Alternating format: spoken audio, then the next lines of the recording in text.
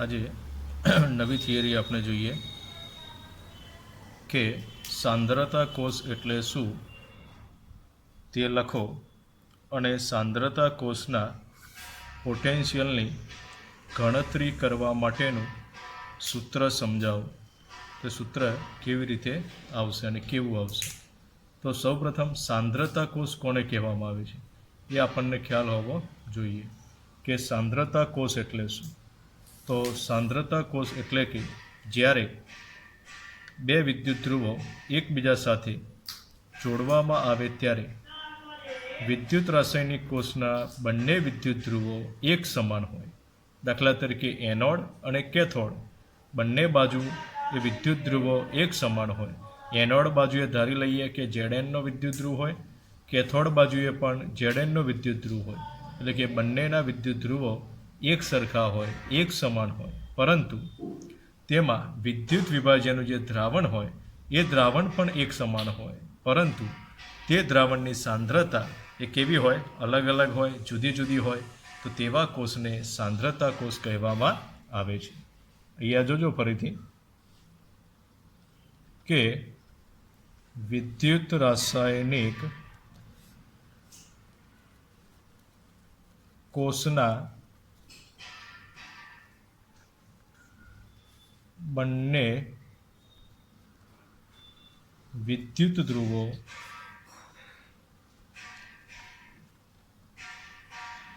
એક સમાન હોય, એટલે કે એક સરખા હોય, પરંતુ વિદ્યુત વિભાજ્યના દ્રાવણની સાંદ્રતા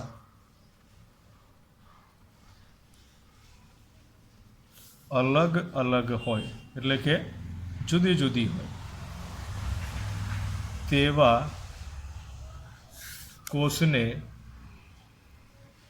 કોષને સાંદ્રતા કોષ કહે છે. તો તેવા કોષને શું કહેવામાં આવશે? સાંદ્રતા કોષ તરીકે એને ઓળખવામાં આવે છે. દાખલા તરીકે આપણે અહીંયા ઉદાહરણ તરીકે આપણે કોપરનો વિદ્યુત ધ્રુવ લઈએ, એટલે કે બંને કોપરના વિદ્યુત ધ્રુવો લેવામાં આવશે.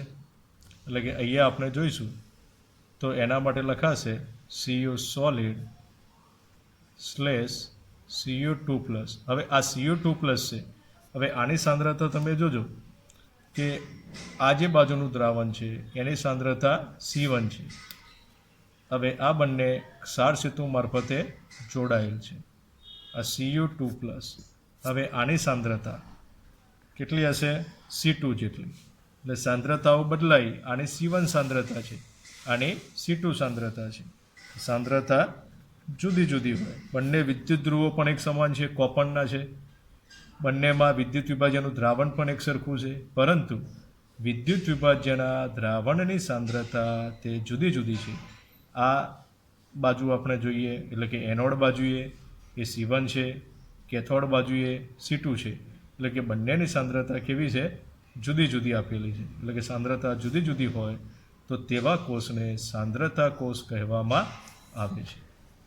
આમ આપણે જોઈએ તો જ્યારે આ પ્રમાણે સાંદ્રતા કોષ આપેલા હોય ત્યારે આ કોષ પ્રક્રિયામાં આયનોની સાંદ્રતા આપણે જોઈએ તો બદલાય છે આમથી આમ. એટલે કે જે રેડોક્સ પ્રક્રિયાના ફળ સ્વરૂપે આપણને જોવા મળે છે. આમ સાંદ્ર દ્રાવણના આયનો આ બંનેમાંથી કોઈ એકની સાંદ્રતા વધુ હશે અને એકની સાંદ્રતા કેવી હશે? ઓછી હશે. તો આમ સાંદ્ર દ્રાવણના આયનો, જે સાંદ્ર દ્રાવણ હશે તે સાંદ્ર દ્રાવણના આયનો તે મંદ દ્રાવણ તરફ જતા હોવાથી આ પ્રકારના કોષને સાંદ્રતા કોષ કહે છે. એટલે કે અહીંયા આપણે જોઈશું નીચે કે સાંદ્ર દ્રાવણના આયનો તે તે મંદ દ્રાવણ તરફ જતા હોવાથી આ પ્રકારના કોષને સાંદ્રતા કોષ કહેવામાં આવે છે. દાખલા તરીકે આપણે જોઈએ કે એના માટેની કોષ પ્રક્રિયા આજે આપણે ઉપર લખેલી છે એ જ પ્રમાણે એ જ આવશે. Cu સોલિડ, Cu2+, C1 સાંદ્રતા, ક્ષાર સેતુ, Cu2+, Cu અહીંયા C2 અને અહીંયા Cu સોલિડ. હવે ઉપરની જે પ્રક્રિયા છે એના માટે આપણે E0 સેલ જોઈએ. તો E0 સેલ પ્રમાણિત કોષ પોટેન્શિયલ એ આપણે શોધવા માટેનું સૂત્ર આપણે લખીએ છીએ E0 reduction cathode minus E0 reduction anode. એ પ્રમાણે જે સૂત્ર આપણે લખીએ છીએ તો એમાંથી કેથોડ અને એનોડ તરીકે બંનેના વિદ્યુત ધ્રુવો એક સમાન છે. એટલે બંનેની જે સાંદ્રતા હશે એ એક સમાન, બંનેની જે કોષ પોટેન્શિયલ હશે એ બંનેનો એક સમાન હશે, પરંતુ એકબીજાને કેવો હશે? વિરુદ્ધ. એટલે એક પ્લસ થશે અને એક માઇનસ થશે. તેના કારણે અહીંયા આ E0 સેલની વેલ્યુ અહીંયા મળશે 0.0 વોલ્ટ થશે. કેવી થશે? 0.0 વોલ્ટ. હવે આના માટે આપણે લખીએ તો કેથોડ માટેનું સમીકરણ એક આવશે, એનોડ માટેનું સમીકરણ. કેથોડ માટે આપણે લખીએ તો અહીંયા લખાશે કેથોડ માટે કે Cu. હવે તમે જુઓ આ જે જમણી બાજુ છે એ કેથોડ તરીકે વર્તે છે, આ કેથોડ તરીકે વર્તે અને આ એનોડ તરીકે. કેથોડ તરીકે અને પેલું એનોડ તરીકે. આ કેથોડ અને આ એનોડ તરીકે. તો અહીંયા કેથોડની પ્રક્રિયા લખાશે Cu, અહીંયા +2, સાંદ્રતા છે C2. હવે કેથોડનું હંમેશા શું થાય? આપણે જાણીએ છીએ કે હંમેશા રિડક્શન થાય, એટલે કે તે ઇલેક્ટ્રોનનો સ્વીકાર કરશે, એટલે ઇલેક્ટ્રોન મેળવશે. એટલે ઇલેક્ટ્રોન મેળવ્યું અને Cu2+માંથી શું બને છે? Cu સોલિડ બનશે. હવે અહીંયા વીજભાર તમે જુઓ +2 છે, અહીંયા -1 છે. વીજભાર સમાન કરવો પડે તો અહીંયા કેટલા ઇલેક્ટ્રોન થશે? 2. એટલે +2 અને -2 = 0 વીજભાર. પ્રક્રિયા એક બાજુ 0 વીજભાર થયો તો નિપજ બાજુ પણ કેટલો વીજભાર આપે છે આપણને? 0. તે જ પ્રમાણે એનોડમાં તમે જોઈએ તો આપણે જોઈએ તો એનોડ તરીકે Cu2+, સાંદ્રતા છે C1. તો હવે એમાં પણ આપણે જોઈએ કે પ્રતિવર્તી પ્રક્રિયા થાય છે. અહીંયા કેથોડનું રિડક્શન થયું, એનોડનું ઓક્સિડેશન થશે, એટલે ઓક્સિડેશન આંકમાં વધારો થાય, એટલે કે ધન આયનવાળું પદ આપણે આ બાજુ લખવું પડશે Cu2+, સાંદ્રતા છે C1. અહીંયા થશે Cu સોલિડ. હવે આ એનોડની પ્રક્રિયા એટલે ઓક્સિડેશન, અને ઓક્સિડેશનની પ્રક્રિયા હોય તો એ શું કરશે? રિડક્શનમાં ઇલેક્ટ્રોનનો ઉમેરો થાય તો ઓક્સિડેશનમાં ઇલેક્ટ્રોન દૂર થશે, 2 ઇલેક્ટ્રોન. અને આ કોષ માટે આપણે કોષ પ્રક્રિયા લખીએ વિદ્યાર્થી મિત્રો, તો કેવી રીતે લખાશે? તો આપણે જોઈએ આના માટેની કોષ પ્રક્રિયા. અહીંયા 2 ઇલેક્ટ્રોન સમાન છે એટલે જતા રહેશે. હવે આ Cu2+ આપણે જોઈએ, આપણને એમ લાગે સમાન છે, તો સમાન નથી. આ સાંદ્રતા C2 છે, આની સાંદ્રતા C1 છે. આ Cu સોલિડ સમાન છે એટલે એ બંને પણ જતા રહેશે. આ પેલી બાજુ જાય એટલે માઇનસ થઈ જાય એટલે જતું રહેશે. એટલે અહીંયા લખાશે Cu2+, સાંદ્રતા C2, પ્રતિવર્તી પ્રક્રિયા Cu2+, સાંદ્રતા C1. આ પ્રમાણે લખવામાં આવશે.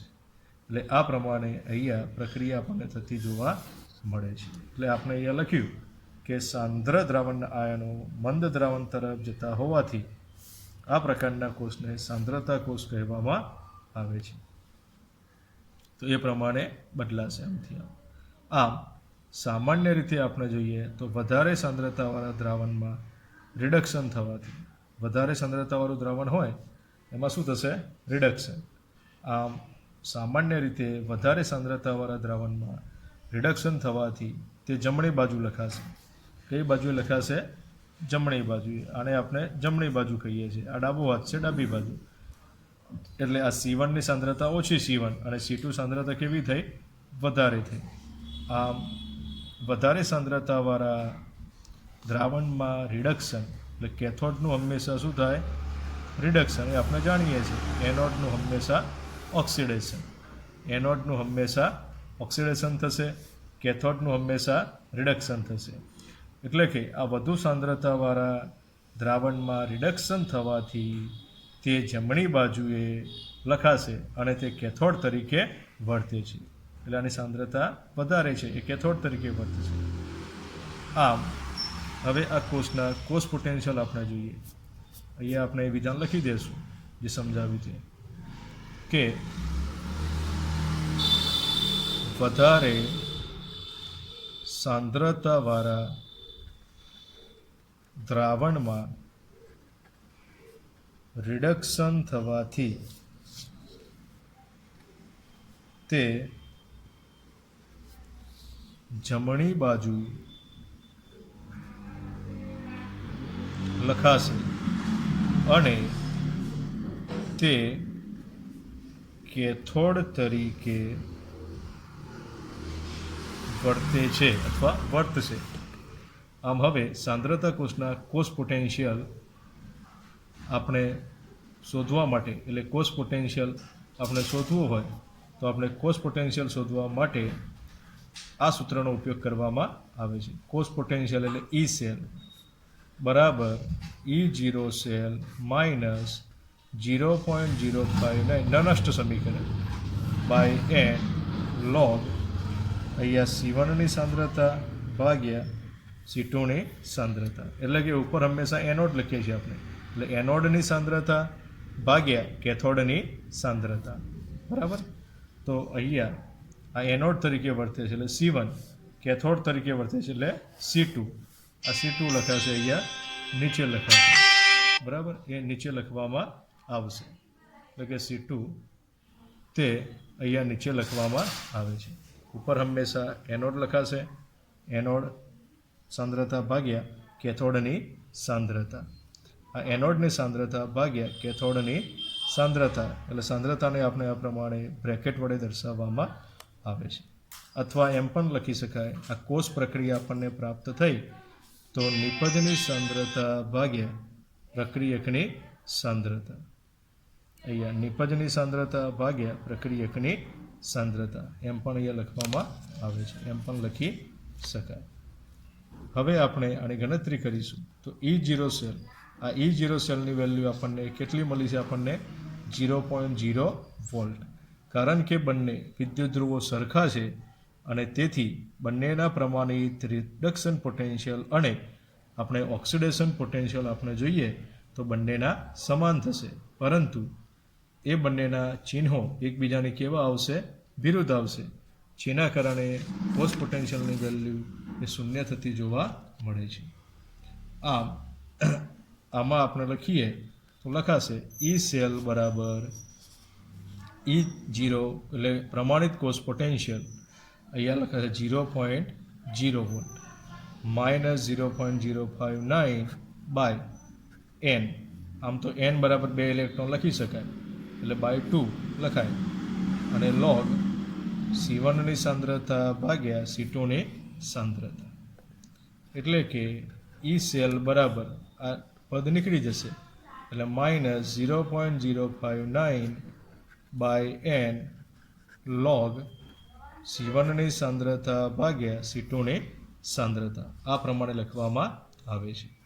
તો આ સાંદ્રતા કોષના પોટેન્શિયલની ગણતરી કરવા માટેનું સૂત્ર થયું.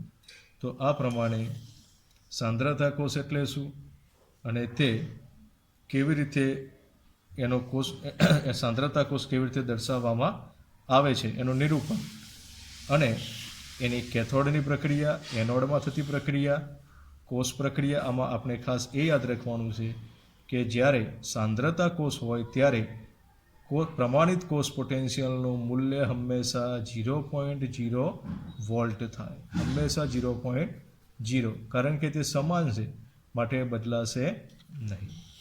તો આ પ્રમાણે આ પ્રશ્ન અહીંયા પૂર્ણ થાય છે. હવે આપણે નવી થિયરી જોઈએ.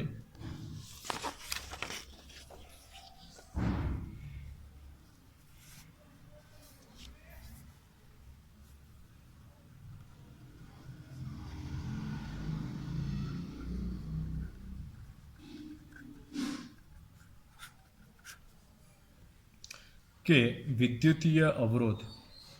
તો વિદ્યુતીય અવરોધ એટલે શું? વિદ્યુતીય અવરોધ કોને કહેવામાં આવે છે? તો આ બધા એમસીક્યુમાં પ્રશ્નો આવતા હોય છે ખાસ, એ આપણે ધ્યાનમાં રાખવાનું કે વિદ્યુતીય અવરોધને આપણે કેપિટલ આર સંજ્ઞા વડે દર્શાવાય છે. આ વિદ્યુતીય અવરોધને કેપિટલ આર સંજ્ઞા વડે દર્શાવવામાં આવે છે, એ આપણે ખાસ યાદ રાખવાનું. ત્યારબાદ તેને કયા એકમમાં માપવામાં આવે છે? તો તેને ઓહમ એકમમાં તે મપાય છે. આ એમસીક્યુ ટાઈપના પ્રશ્નોમાં આવે છે, તે ઓહમ એકમમાં મપાય છે. ત્યારબાદ એનો આપણે એસઆઈ એકમ જોઈએ. વિદ્યુતીય અવરોધનો એસઆઈ એકમ, તો એનો એસઆઈ એકમ થશે કિલોગ્રામ મીટર સ્ક્વેર અથવા સિમેન્સ ક્યુબ એનો વર્ગ.